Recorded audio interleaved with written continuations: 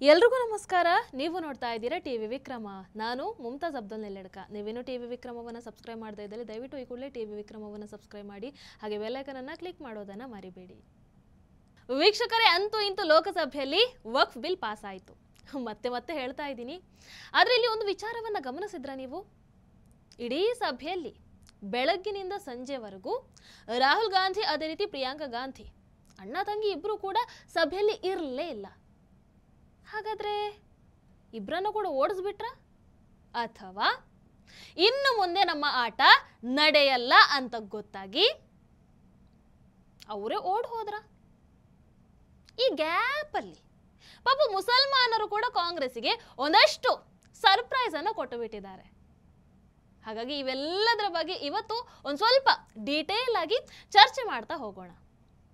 ವೀಕ್ಷಕರೇ, ಪ್ರಧಾನಿ ನರೇಂದ್ರ ಮೋದಿಜಿಯವರ ಆಡಳಿತದಲ್ಲಿ ಏಪ್ರಿಲ್ 2ನೇ ತಾರೀಕು ನಡೆದಂತಹ ಆ ಸಂಸತ್ ಅಧಿವೇಶನ ಅನ್ನುವಂಥದ್ದು ಏನಿದೆ, ತುಂಬಾ ಅಂದ್ರೆ ತುಂಬಾ ಇಂಪಾರ್ಟೆಂಟ್. ಕಾರಣ ಏನು ಆಲ್ರೆಡಿ ನಿಮಗೆ ಗೊತ್ತಿದೆ ಅಂತ ಅಂದ್ಕೊಳ್ತೀನಿ. 1995ರ ಆಕ್ಟ್ ಅನ್ನ ತಿದ್ದುಪಡಿ ಮಾಡಿ ಹೊಸದಾಗಿ ಆ ಆಕ್ಟ್ಗೆ unified Waqf management empowerment efficiency and development ಅನ್ನುವಂತಹ ಹೆಸರನ್ನ ಇಟ್ಟಿದ್ದಾರೆ. ಈಗ ಸಂಸತ್ತಲ್ಲಿ ಕಿರಣ್ ರಿಜಿಜು ಅವರು ಯಾವ ರೀತಿಯಾಗಿ ಸರ್ಕಾರ ಈ ಬಿಲ್ ಅನ್ನ ಗಂಭೀರವಾಗಿ ತಗೊಂಡಿದೆ ಅನ್ನುವಂಥದ್ದನ್ನ ಬಹಳ ಚೆನ್ನಾಗಿ ಹೇಳ್ತಾ ಹೋದ್ರು. ವೀಕ್ಷಕರ, ನಮ್ಮ ಭಾರತದಲ್ಲಿ ರೈಲ್ವೆ, ಅದೇ ರೀತಿ ಡಿಫೆನ್ಸ್, ಇವುಗಳ ನಂತರ 3ನೇ ಅತಿ ದೊಡ್ಡ ಲ್ಯಾಂಡ್ ಓನರ್ ಯಾರಾದ್ರೂ ಇದ್ರೆ ಅದು ವಕ್ಫ್ ಬೋರ್ಡ್. ಆದರೆ ಇಲ್ಲಿ ಡಿಫೆನ್ಸ್, ಅದೇ ರೀತಿ ರೈಲ್ವೆ, ಇವುಗಳ ಜೊತೆ ಇರುವಂಥದ್ದು ಅದು ಸರ್ಕಾರದ ಜಾಗ ಅಂತ ಆಗುತ್ತೆ. ಅದು ದೇಶದ ಜಾಗ. ರಾಷ್ಟ್ರಕ್ಕೆ ಅಗತ್ಯವಿದ್ದಾಗ ಖಂಡಿತವಾಗ್ಲೂ ಆ ಜಾಗವನ್ನ ನಮ್ಮ ದೇಶಕ್ಕೋಸ್ಕರ, ನಮ್ಮ ರಾಷ್ಟ್ರಕ್ಕೋಸ್ಕರ ಬಳಕೆ ಮಾಡ್ಕೊಳ್ಬಹುದು. ಆದರೆ ವಕ್ಫ್ ಲ್ಯಾಂಡ್ ಹಾಗಲ್ಲ. ಇದು ಕೇವಲ ಖಾಸಗಿ ಸಂಸ್ಥೆಗಳಿಗೆ, ಅದೇ ರೀತಿ ಟ್ರಸ್ಟ್ಗಳಿಗೆ ಕೆಲಸವನ್ನ ಮಾಡುವಂಥದ್ದು. ಕಿರಣ್ ರಿಜಿಜು ಅವರು ಇನ್ನೊಂದು ಮಾತನ್ನ ಹೇಳ್ತಾರೆ.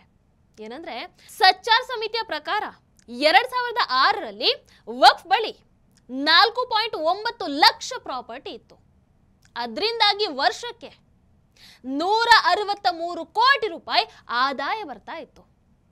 ಆದ್ರೆ 2013ರಲ್ಲಿ ಆದಾಯ ಅನ್ನುವಂಥದ್ದು ಏನಿದೆ ಅದು 166 ಕೋಟಿಯಷ್ಟು ಏರಿಕೆ ಆಗುತ್ತೆ. ಅಂದ್ರೆ ಸುಮಾರು 8 ವರ್ಷದಲ್ಲಿ ಕೇವಲ 3 ಕೋಟಿ ಆದಾಯ ಹೆಚ್ಚಳ ಆಗಿರುವಂಥದ್ದು. ಇಲ್ಲಿ ವಕ್ಫ್ನ ಭೂಮಿ ಹೆಚ್ಚಾಗ್ತಾ ಹೋಯ್ತು, ಪ್ರಾಪರ್ಟಿ ಹೆಚ್ಚಾಗ್ತಾ ಹೋಯ್ತು. ಆದ್ರೆ ಆದಾಯ ಅನ್ನುವಂಥದ್ದು ಏನಿದೆ ಅದು ಕೇವಲ 3 ಕೋಟಿ ಮಾತ್ರ ಜಾಸ್ತಿ ಆಗತ್ತೆ. ಅಂದ್ರೆ ಇಲ್ಲಿ ವಕ್ಫ್ ಬೋರ್ಡ್ ಅನ್ನುವಂಥ ಹೆಸರಲ್ಲಿ ಯಾವ ರೀತಿಯಾಗಿ ಭೂಮಾಫಿಯಾ, ಯಾವ ರೀತಿಯಾಗಿ ಲೂಟಿ ನಡೀತಾ ಇತ್ತು ಅನ್ನುವಂಥದ್ದು ಬಹಳ ಸ್ಪಷ್ಟವಾಗಿ ಅರ್ಥ ಆಗುತ್ತೆ. ವೀಕ್ಷಕರೇ, ತೆಲಂಗಾಣದಲ್ಲಿ ವಕ್ಫ್ನ ಪರಿಸ್ಥಿತಿ ಹೇಗಿದೆ ಅಂತ ಹೇಳಿದ್ರೆ 45,000ಕ್ಕೂ ಹೆಚ್ಚು ವಕ್ಫ್ ಪ್ರಾಪರ್ಟಿಗಳಿದಾವೆ ಅಲ್ಲಿ. ಇನ್ನು ದೆಹಲಿಯಲ್ಲೂ ಕೂಡ 10,000ಕ್ಕೂ ಹೆಚ್ಚು ವಕ್ಫ್ ಪ್ರಾಪರ್ಟಿಗಳಿದಾವೆ. ಆದ್ರೆ ಈ ವಕ್ಫ್ ಬೋರ್ಡ್ ಅಡಿಯಲ್ಲಿರುವಂತಹ ಮೌಲಾನ ಆಗಿರಬಹುದು, ಆ ಮೆಂಬರ್ಗಳು ಯಾರಿದ್ದಾರೆ ಅವರಿಗೆ ಸಂಬಳ ಸರ್ಕಾರದಿಂದ ಹೋಗುತ್ತೆ. ಹಾಗಾದ್ರೆ ವಕ್ಫ್ ಬೋರ್ಡ್ನ ಪ್ರಯೋಜನ ಏನು? 9 ಲಕ್ಷ ಜಮೀನನ್ನ ಯಾಕೆ ಕಬ್ಜಾ ಮಾಡಿದ್ರು? ಬಹಳ ಒಳ್ಳೆಯ ಪ್ರಶ್ನೆಯನ್ನ ಕಿರಣ್ ರಿಜಿಜು ಅವರು ಸಂಸತ್ನಲ್ಲಿ ಕೇಳ್ತಾರೆ. ವೀಕ್ಷಕರಂದ ಹಾಗೆ ಈ ವಕ್ಫ್ ಬೋರ್ಡ್ ಅಲ್ಲಿ ಒಂದು ಮುಖ್ಯವಾದಂತ ಆಕ್ಟ್ ಇತ್ತು. ಅದನ್ನ ಈ ತಿದ್ದುಪಡಿಯ ಮೂಲಕ ತೆಗೆದು ಹಾಕಿದ್ದಾರೆ. ಆ ಆಕ್ಟಿನ ಹೆಸರು ವಕ್ಫ್ ಬೈ ಯೂಸರ್. ಈ ವಕ್ಫ್ ಬೈ ಯೂಸರ್ ಅಂದ್ರೆ ಏನು? ಯಾರೋ ಒಬ್ಬ ವ್ಯಕ್ತಿ 4 ಇಟ್ಟಿಗೆ, 1 ಚಾದರ್ ಇದನ್ನ ತಗೊಂಡು ಬಂದು ಆ ಜಾಗದ ಮೇಲೆ ಹಾಸಿ ಅಲ್ಲಿ ನಮಾಜನ್ನ ಮಾಡಿದ್ರೆ ಆಯ್ತು, ಮುಗೀತು. 4-5 ವರ್ಷದಲ್ಲಿ ಅದು ವಕ್ಫ್ ಬೈ ಯೂಸರ್ ಆಗಿಬಿಡುತ್ತೆ. ಅಂದ್ರೆ ಆ ಜಾಗವನ್ನ ವಕ್ಫ್ ಏನಿದೆ ಅದು ನಮ್ಮದು ಅಂತ ಕ್ಲೈಮ್ ಮಾಡ್ಕೊಳ್ಬಹುದು. ಇದನ್ನ ಈಗ ವಕ್ಫ್ ತಿದ್ದುಪಡಿಯ ಮೂಲಕ ತೆಗೆದು ಬಿಸಾಡ್ಬಿಟ್ಟಿದ್ದಾರೆ. ಜೊತೆಗೆ ಇದರಲ್ಲಿ ಒಂದು ಸಣ್ಣ ಷರತ್ತನ್ನು ಕೂಡ ಸೇರಿಸಿದ್ದಾರೆ. ಏನು? ಈ ಹಿಂದೆ ಇದ್ದಂತಹ ವಕ್ಫ್ ಬೈ ಯೂಸರ್ ಭೂಮಿ ಹಾಗೆ ಇರುತ್ತೆ, ಆದರೆ ಅಲ್ಲಿ ಯಾವೆಲ್ಲ ಭೂಮಿ ಸರ್ಕಾರಕ್ಕೆ ಸೇರಿದ್ದಾಗಿತ್ತೋ ಅವೆಲ್ಲವೂ ಕೂಡ ಸರ್ಕಾರಕ್ಕೆ ಸೇರುತ್ತೆ. ಅದರ ಮೇಲೆ ವಕ್ಫ್ ಬೈ ಯೂಸರ್ ಅಧಿಕಾರವನ್ನ ಚಲಾಯಿಸೋ ಹಾಗಿಲ್ಲ. ಅದಕ್ಕೆ ವಕ್ಫ್ ಬೈ ಯೂಸರ್ ಅನ್ವಯ ಆಗಲ್ಲ. ಇನ್ನು ಈ ಕಾನೂನು ಜಾರಿಯಾಗುವವರೆಗೂ ಕೂಡ ಆ ವಿವಾದಿತ ಭೂಮಿಗಳೇನಿವೆ, ಅವುಗಳ ನಿರ್ಧಾರಗಳೇನಿವೆ, ಅವೆಲ್ಲವನ್ನ ಕೂಡ ವಕ್ಫ್ ಟ್ರಿಬ್ಯುನಲ್ ನೋಡ್ಕೊಳ್ಳುತ್ತೆ. ವೀಕ್ಷಕರೇ, ನೀವು ನಂಬಲ್ಲ, ಅಟ್ ಪ್ರೆಸೆಂಟ್ ವಕ್ಫ್ ಪ್ರಾಪರ್ಟಿಗೆ ಸಂಬಂಧಪಟ್ಟಂತಹ ಸುಮಾರು 60,000 ಕೇಸ್ಗಳು ನಡೀತಾ ಇವೆ. ಇದರಲ್ಲೂ ಇನ್ನೊಂದು ಗಮ್ಮತ್ತಿದೆ. ಏನ್ ಗೊತ್ತಾ? ಇದರಲ್ಲಿ ಈ 60,000ದಲ್ಲಿ 10,000 ಕೇಸನ್ನ ಮುಸಲ್ಮಾನರೇ ಹೂಡಿದ್ದಾರೆ. ಅಂದ್ರೆ ಮುಸಲ್ಮಾನರ ಜಾಗವನ್ನ ಕೂಡ ಈ ವಕ್ಫ್ ಬೋರ್ಡ್ ಕಬ್ಜಾ ಮಾಡಿಕೊಂಡಿದೆ. ಹೆಚ್ಚು ಕಮ್ಮಿ 20% ಕೇಸ್ಗಳು ಇಲ್ಲಿ ಮುಸಲ್ಮಾನರದ್ದೇ ಆಗಿರುತ್ತೆ. ಇನ್ನು ಕೇರಳದಲ್ಲಂತೂ ಅರ್ಧಕ್ಕೆ ಅರ್ಧ ಪ್ರಕರಣ ಮುಸಲ್ಮಾನರದ್ದೇ ಆಗಿರುತ್ತೆ. ಹಾಗಾಗಿ ಇವತ್ತು ಈ ವಕ್ಫ್ ತಿದ್ದುಪಡಿಗೆ ಮುಸಲ್ಮಾನರು ಕೂಡ ಖುಷಿಯಾಗಿರುವಂಥದ್ದು. ವೀಕ್ಷಕರು, ಇನ್ನು ಸೆಕ್ಷನ್ 40, ನಾನು ನನ್ನ ಹಿಂದಿನ ಕಾರ್ಯಕ್ರಮದಲ್ಲೂ ಅದರ ಬಗ್ಗೆ ಹೇಳಿದ್ದೆ. ಇದು ಎಷ್ಟು ಮುಖ್ಯ ಆಗಿತ್ತು ಅಂತ ಹೇಳಿದ್ರೆ, ಸೆಕ್ಷನ್ 40 ತೆಗೆದು ಹಾಕಿದ್ರೆ ವಕ್ಫ್ ಇದ್ರೂ ಇಲ್ಲದ ಹಾಗೇನೆ. ಅದಕ್ಕೆ ಈ ದೀದಿ ಪಕ್ಷದ ನಾಯಕ ಇದ್ದಾರಲ್ಲ, ಯಾರು, ಕಲ್ಯಾಣ್ ಬ್ಯಾನರ್ಜಿ, ಅವ್ರು ಹೇಳ್ತಾರೆ, ಹಾಗಿದ ಮೇಲೆ ನೀವು ವಕ್ಫ್ ಬೋರ್ಡನ್ನು ಬ್ಯಾನ್ ಮಾಡಿಬಿಡಿಯಲ್ಲ ಅಂತ. ಕರೆಕ್ಟು. ಲೋಕಸಭೆಯಲ್ಲಿ ಬಿಲ್ ಪಾಸ್ ಆಗುವಾಗ ಇನ್ನೊಂದು ಭಯ ಇತ್ತು. ಬಿಜೆಪಿ ಮಿತ್ರ ಪಕ್ಷ ಟಿಡಿಪಿ, ಅದೇ ರೀತಿ ಜೆಡಿಯು, ಇವ್ರುಗಳಿಗೆ ಈ ಬಿಲ್ ಪಾಸ್ ಮಾಡಿದ್ರೆ ವೋಟ್ ಬ್ಯಾಂಕಿಗೆ ಎಲ್ಲಿ ಪ್ರಾಬ್ಲಮ್ ಆಗುತ್ತೋ ಅನ್ನುವಂಥ ಒಂದು ಆತಂಕ ಇತ್ತು. ಆದರೆ ವಕ್ಫ್ ಬೈ ಯೂಸರ್ ಮೇಲೆ ಅಂತಹ ದೊಡ್ಡ ಕ್ರಮವನ್ನ ತೆಗೆದುಕೊಳ್ಳದೇ ಇರೋದ್ರಿಂದ ಟಿಡಿಪಿ, ಅದೇ ರೀತಿ ಜೆಡಿಯು, ಈ ಪಕ್ಷದ ವೋಟ್ ಬ್ಯಾಂಕ್ ಏನಿದೆ ಅದು ಅಪಾಯದಿಂದ ಪಾರಾಗಿದೆ ಅಂತ ಹೇಳಬಹುದು. ಇನ್ನಾಗಲೇ ಹೇಳ್ದ ಹಾಗೆ ಈ ಸೆಕ್ಷನ್ 40ರಿಂದ ಎಲ್ಲಿ ಬೇಕಾದ್ರೂ 4 ಇಟ್ಟಿಗೆಯನ್ನ ಚಾದ್ರ ಹಾಕಿ ಇದು ನಮ್ಮ ಭೂಮಿ ಅಂತ ಹೇಳುವಂತಹ ಆ ಭೂ ಮಾಫಿಯಾ ಏನಿದೆ ಅದು ಇನ್ನು ಮುಂದೆ ನಡೆಯಲ್ಲ. ಇದರ ಎಫೆಕ್ಟ್ ಮಮತಾ ದೀದಿಗೂ ಬಹಳ ಜಾಸ್ತಿಯಾಗಿ ತಟ್ಟುತ್ತೆ. ಅದಕ್ಕೆ ಟಿಎಂಸಿ ನಾಯಕ ಸೆಕ್ಷನ್ 40 ತೆಗೆದುಹಾಕೋ ಬದಲು ವಕ್ಫ್ ಬೋರ್ಡ್ ಅನ್ನೇ ತೆಗೆದುಹಾಕಿ ಅಂತ ಬಹಳ ಹತಾಶೆಯಿಂದ ಹೇಳ್ತಾ ಇರೋದು. ಇನ್ನು ಇಲ್ಲಿ ಇಂಪಾರ್ಟೆಂಟ್ ವಿಚಾರ ಏನು ಅಂತ ಹೇಳಿದ್ರೆ, ಇಂತಹ ಒಂದು ಮುಖ್ಯವಾದಂತಹ ದಿನಾನೇ ರಾಹುಲ್ ಗಾಂಧಿ, ಅದೇ ರೀತಿ ಪ್ರಿಯಾಂಕಾ ಗಾಂಧಿ ಬೆಳಗ್ಗಿನಿಂದ ಸಂಜೆವರೆಗೆ ಲೋಕಸಭೆಯಲ್ಲಿ ಕಾಣಿಸ್ಕೊಳ್ತಾನೇ ಇರಲಿಲ್ಲ. ಅಷ್ಟೇ ಅಲ್ಲ, ರಾಹುಲ್ ಗಾಂಧಿ ಅದೇ ರೀತಿ ಪ್ರಿಯಾಂಕಾ ಗಾಂಧಿ ಇಬ್ರು ಈ ವಕ್ಫ್ ಬೋರ್ಡ್ ಪರವಾಗಿ ಒಂದೇ ಒಂದು ಮಾತನಾಡಲ್ಲ. ಯಾಕೆ ಮಾತಾಡಲಿಲ್ಲ? ಕಾರಣ ಇದೆ.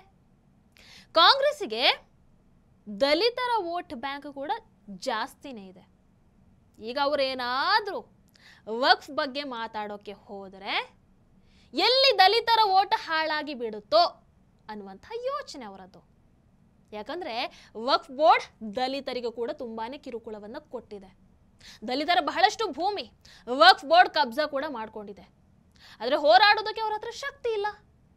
ದಲಿತ ನಾಯಕ ಅಂತ ಹೇಳ್ಕೊಂಡು ಓಡಾಡುವಂತಹ ಕಾಂಗ್ರೆಸ್ ಅಧ್ಯಕ್ಷರಿದ್ದಾರಲ್ವಾ, ಅವರಂತೂ ಇದರ ಪರ ದನಿಯನ್ನ ಎತ್ತಲ್ಲ. ಹೀಗಿರುವಾಗ ರಾಹುಲ್ ಗಾಂಧಿ ಅದೇ ರೀತಿ ಪ್ರಿಯಾಂಕಾ ಗಾಂಧಿ ವಕ್ಫ್ ಬೋರ್ಡ್ ಬಗ್ಗೆ ಮಾತಾಡಿದ್ರೆ ಹಿಂದುಳಿದ ವರ್ಗ ಪ್ರಶ್ನೆಯನ್ನ ಮಾಡುತ್ತೆ. ನಮ್ಮ ಭೂಮಿಯನ್ನ ಕಬ್ಜಾ ಮಾಡಿದವರ ಪರವಾಗಿ ನೀವು ನಿಂತಿದ್ದೀರಾ ಅಂತ. ಅದಕ್ಕೆ ಒಂದು ಸ್ವಲ್ಪ ಸೈಲೆಂಟ್ ಆಗಿ ಹಿಂದಕ್ಕೆ ನಿಂತಿರುವಂಥದ್ದು, ಇವರ ಸಹವಾಸನೇ ಬೇಡ ಅಂತ. ಅದೇ ಕಾರಣಕ್ಕೆ ರಾಹುಲ್ ಗಾಂಧಿ ಅದೇ ರೀತಿ ಪ್ರಿಯಾಂಕಾ ಗಾಂಧಿ ಬೆಳಗ್ಗಿನಿಂದ ಸಂಜೆವರೆಗೂ ಲೋಕಸಭೆಯಲ್ಲಿ ಕಾಣಿಸ್ಕೊಳ್ಳಿಲ್ಲ. ಅದಕ್ಕೋಸ್ಕರನೇ ಕಾಂಗ್ರೆಸ್ ಗೌರವ್ ಗೊಗೊಯ್ ಅವರನ್ನ ಮುಂದೆ ಬಿಟ್ಟು ಎಸ್ಕೇಪ್ ಆಗಿತ್ತು. ಬೇಕಾದ್ರೆ ಅವತ್ತಿನ ಇಡೀ ಸದನವನ್ನ ನೋಡಿ ನೀವು, ಕಾಂಗ್ರೆಸ್ ಸಂಸದರಿಗಿಂತ ಸಣ್ಣ ಪುಟ್ಟ ಪಕ್ಷದ ನಾಯಕರೇ ವಕ್ಫ್ ವಿರುದ್ಧ ಎಗರಿ ಎಗರಿ ಬೀಳ್ತಾ ಇದ್ರು. ಅಂಡ್ ಇನ್ನೊಂದು, ಲಾಲು ಪ್ರಸಾದ್ ಯಾದವ್ ಅವರು ಸುಮಾರು 14 ವರ್ಷಗಳ ಹಿಂದೆ ಕೊಟ್ಟಂತ ಒಂದು ಹೇಳಿಕೆ ಈ ವಕ್ಫ್ ತಿದ್ದುಪಡಿ ಸಂದರ್ಭದಲ್ಲಿ ಭಾರಿ ವೈರಲ್ ಕೂಡ ಆಗುತ್ತೆ. ಲಾಲು ಪ್ರಸಾದ್ ಯಾದವ್ ಅವರು 2010ರಲ್ಲಿ ಹೇಳಿದಂಥ ಮಾತು, ವಕ್ಫ್ ಆಕ್ಟ್ ಅನ್ನುವಂಥದ್ದು ಏನಿದೆ ಅದು ಎಲ್ಲರ ಭೂಮಿಯನ್ನ ಕಬ್ಜಾ ಮಾಡ್ತಾ ಇದೆ. ಅದರ ಜೊತೆಗೆ ಪಾಟ್ನಾದಲ್ಲಿ ಯಾವ ಯಾವ ಜಾಗವನ್ನ ವಕ್ಫ್ ಲೂಟಿ ಮಾಡಿದೆ ಅನ್ನುವಂತಹ ಉದಾಹರಣೆಯನ್ನು ಕೂಡ ಅವರವತ್ತು ಕೊಟ್ಟಿದ್ರು. ಆದರೆ ಇದೇ RJD ಇವತ್ತು ನೋಡಿದ್ರೆ ವಕ್ಫಿನ ಸಮರ್ಥನೆಗೆ ನಿಂತಿದೆ. ಇವರದೆಲ್ಲ ಒಂದು ನಾಲಿಗೆನೋ ಎರಡು ನಾಲಿಗೆನೋ ಅರ್ಥನೇ ಆಗಲ್ಲ ನೋಡಿ. ವೋಟ್ ಬ್ಯಾಂಕಿಗೋಸ್ಕರ 15 ವರ್ಷಗಳ ಹಿಂದೆ ಅಪ್ಪ ಹೇಳಿದ ಮಾತನ್ನ ಮಗನೇ ಕೇಳಲ್ಲ. ಯಾರು ಏನಾದರೂ ಹೇಳಲಿ, ಈ ತಿದ್ದುಪಡಿಯಿಂದ ಒಂದಷ್ಟು ನೊಂದವರಿಗೆ ಸಹಾಯ ಅಂತೂ ಖಂಡಿತ ಆಗತ್ತೆ. ಅದರಲ್ಲಿ ಎರಡು ಮಾತಿಲ್ಲ. ಒಂದಷ್ಟು ಮಂದಿಗೆ ಅಲ್ಲ, ಬಹಳಷ್ಟು ಮಂದಿಗೆ ಇದರಿಂದ ಒಳ್ಳೆಯದಾಗೋದಿದೆ. ಆದಷ್ಟು ಬೇಗ ಇದು ಕಾನೂನಿನ ರೂಪದಲ್ಲಿ ಜಾರಿ ಆಗಲಿ ಅನ್ನುವಂಥದ್ದನ್ನು ಆಶಿಸೋಣ. ನಿಮ್ಮ ಅನಿಸಿಕೆಯನ್ನು ದಯವಿಟ್ಟು ಕಾಮೆಂಟ್ ಮೂಲಕ ತಿಳಿಸಿ. ಹಾಗೆ ವಿಡಿಯೋ ನಿಮಗೆ ಇಷ್ಟ ಆದಲ್ಲಿ ಲೈಕ್ ಮಾಡಿ, ಶೇರ್ ಮಾಡಿ. ನಮಸ್ಕಾರ. ಟಿವಿ ವಿಕ್ರಮ, ದೇಶ ನಿಮ್ಮ ಕೈಯಲ್ಲಿ. ಈ ಕಾರ್ಯಕ್ರಮ ನಿಮಗೆ ಇಷ್ಟ ಆಗಿದ್ದಲ್ಲಿ ಲೈಕ್, ಶೇರ್ ಹಾಗೂ ಕಮೆಂಟ್ ಮಾಡಿ. ಟಿವಿ ವಿಕ್ರಮದ ಕಾರ್ಯಕ್ರಮಗಳನ್ನು ನಿರಂತರವಾಗಿ ವೀಕ್ಷಿಸಲು ಸಬ್ಸ್ಕ್ರೈಬ್ ಮಾಡಿ, ಬೆಲ್ ಐಕನ್ ಒತ್ತಿ.